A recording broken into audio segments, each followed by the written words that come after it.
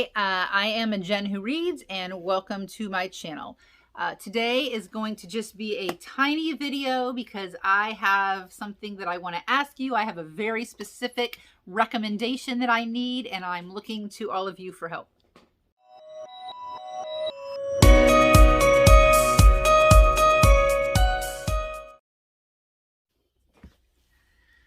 So my question, I'm going to actually tell you a story first.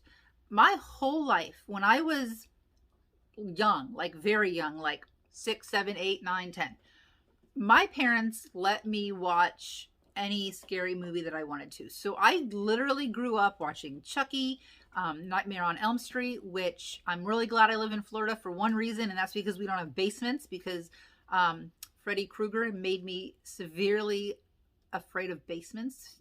So when I go up north and visit my family, I won't go in the basement at all. And then I got to a point where I started having nightmares, and so I stopped myself from watching these types of movies. And ever since then, so probably from the time I was like 10 until I was in my very early 30s, I stayed away from anything scary. That meant haunted houses.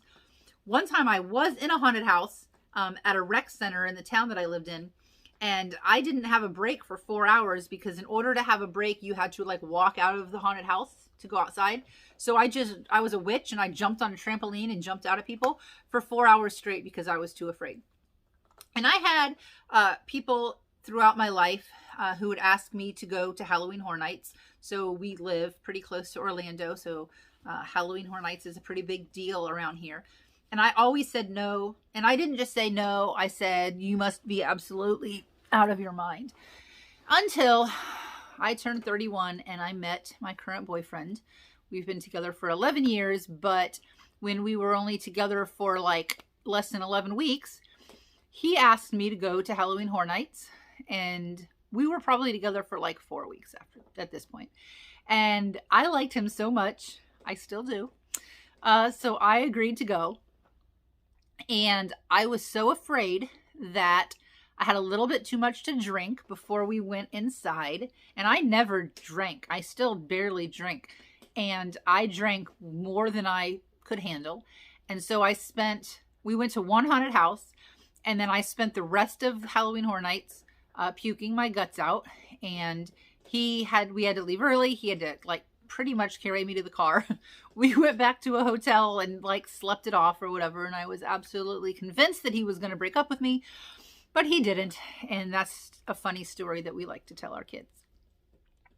So fast forward 11 years later, we have 4 teenagers, and one of them has a birthday in October. And every year he asks to go to Halloween Horror Nights. And so I had to learn how to like haunted houses. And I still don't like haunted houses. I just tolerate them. And I don't have to drink myself stupid in order to get through one. So that's a plus. That's an accomplishment in my life. And so this whole story is to tell you, I don't like scary things. And it's not that I am afraid of vampires and werewolves and blood and gore and all that. I love all that. I love to read books about that. I don't like to be jump scared. So now when I watch scary movies, they don't scare me. I'll tell you what scares me. Real life things scare me. The scariest movie I've ever watched is The Purge. Like all of the Purge movies scare the crap out of me because it's real life. Like that could happen. That's not completely out of the question.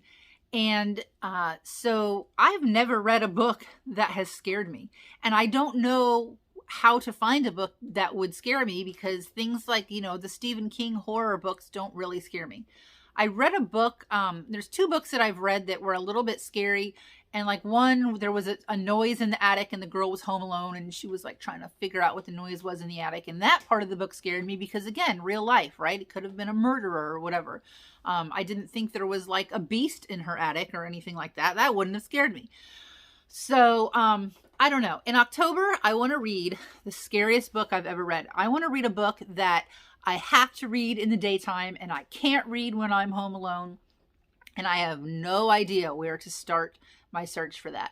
So I would ask of you to please, please, please leave a comment of the scariest book that you have ever read.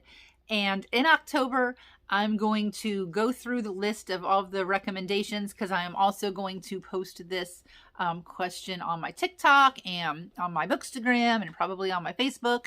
And I don't know. I don't know. Maybe I'm stupid for doing this, but I want to read a book that just terrifies me, and I need your help to figure out what that's going to be. So anyways, that's my video for today. I just want to thank you for listening to me ramble, and I would love to hear the scariest book that you have ever read. So thank you so much. Follow me on my socials, and have a good day.